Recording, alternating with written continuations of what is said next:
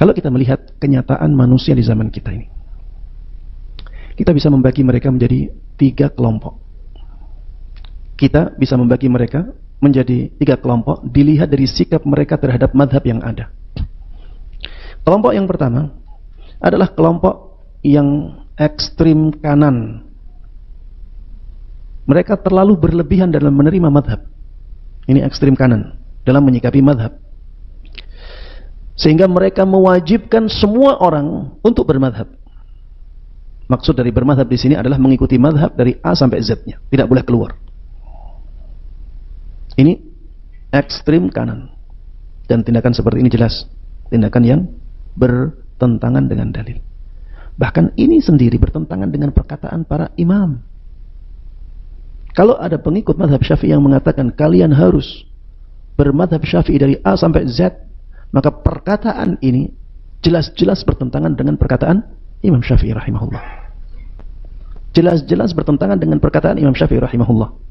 Dan dalam perkataannya tersebut dia tidak mengikuti madhab Imam Syafi'i. Dia benar-benar menyelisihi Imam Syafi'i. Kelompok yang kedua adalah kelompok yang ekstrim kiri dalam menyikapi madhab. Mereka mengatakan bermadhab itu haram untuk semua orang, karena mereka menganggap bahwa tidak ada dalilnya sama sekali. Tidak ada dalilnya sama sekali. Bahkan dalil-dalil mewajibkan kita untuk mengikuti Al-Quran dan Sunnah. Ini ekstrim kiri. Kelompok yang ketiga adalah kelompok pertengahan. Inilah tawassut, kelompok pertengahan. Mereka tidak mewajibkan madhab, mereka juga tidak mencelanya.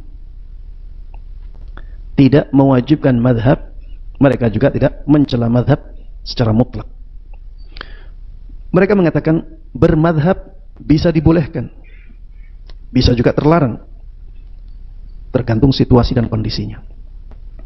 Mereka mengatakan ada kalanya bermadhab itu baik, dan ada kalanya bermadhab itu tercela. Mereka mengatakan bermadhab itu baik ketika tidak ada sikap ta'assub atau fanatik kepada madhab itu. Ketika tidak ada sikap fanatik kepada madhab tertentu, maka bermadhab tidak masalah. Ya baik-baik saja. Karena tujuannya adalah untuk mempelajari agama Islam berdasarkan kitab fikih tertentu. Tidak ada masalah. Yang penting tidak ada apa? Ta'assubnya, tidak ada fanatik butanya. Dan bermadhab akan menjadi buruk ketika ada sikap fanatiknya, sikap ta'assubnya. Mungkin ada yang bertanya, Ustaz, ta'assub fanatik ini apa? Fanatik yang kita maksud di sini atau ta'assub yang kita maksud di sini adalah mengikuti pendapat tertentu tanpa memperdulikan dalil. Bahkan kalaupun datang dalil kepada dia dengan sangat jelas, maka dia akan tetap meninggalkan dalilnya untuk mengikuti madhabnya. Inilah fanatik. Fanatik adalah sikap mengikuti madhab atau mengikuti pendapat tertentu tanpa mempedulikan dalilnya. Sehingga kalaupun ada datang dalil yang jelas-jelas menyelisih pendapat itu, dia tetap mengikuti pendapat itu dan menolak dalilnya. Ini fanatik. Fanatik buta. Inilah ta'assub. Para jemaah sekalian rahimani wa rahimakumullah, kelompok yang ketiga inilah kelompok yang punya sikap adil dalam menyikapi madhab. Inilah yang harusnya kita lakukan dalam kehidupan kita. Jadi silahkan bermadhab, tapi jangan fanatik. Jangan fanatik. Tapi kalau ada orang yang mengatakan saya tidak ingin terikat dengan madhab tertentu, jangan juga dicela. Selama tujuannya adalah mengikuti dalil-dalil yang kuat. Yang ada di masyarakat kita, keduanya saling mencela. Kebanyakan ya, mayoritas. Sedikit yang bersikap adil. Harusnya kita bersikap adil. Kalau ada yang bermadhab, ya jangan langsung dicela. Jangan langsung dicela.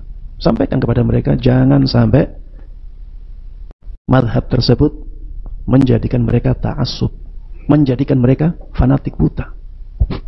Kalau sudah ada dalil yang tegas, dalil yang jelas, yang menyelisihi pendapat dalam madhab itu, maka jangan sampai mendahulukan pendapat madhabnya.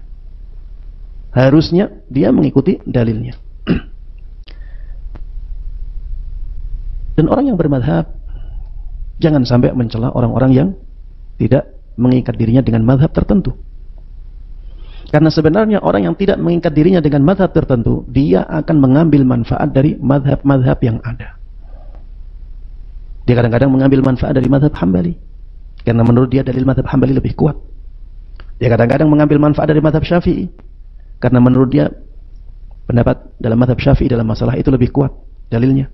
Dia kadang-kadang mengambil manfaat dari madhab Maliki, karena dia melihat dalam masalah tertentu madhab Maliki dalilnya lebih kuat. Dia kadang-kadang mengambil madhabnya Imam Abu Hanifah, madhab Hanafi, karena menurut dia dalil dalam pendapat itu lebih kuat. Ini orang yang lebih leluasa dalam beragama, dan orang yang seperti ini dapat banyak manfaat dari banyak madhab yang ada. Tidak seperti orang yang membatasi dirinya dengan satu madhab. Ya intinya dua-duanya ada baiknya. Maka jangan sampai kita terpecah-pecah dan saling cekcok, ya, gaduh karena urusan yang seperti ini. Silahkan bermadhab, tapi jangan ta'assub, jangan fanatik buta, karena fanatik buta itu bertentangan dengan perkataan para imam dan bertentangan dengan Al-Quran dan Sunnah. Dan jangan sampai orang yang bermadhab mengingkari orang yang ingin lebih bebas, tidak mengikat dirinya dengan madhab tertentu.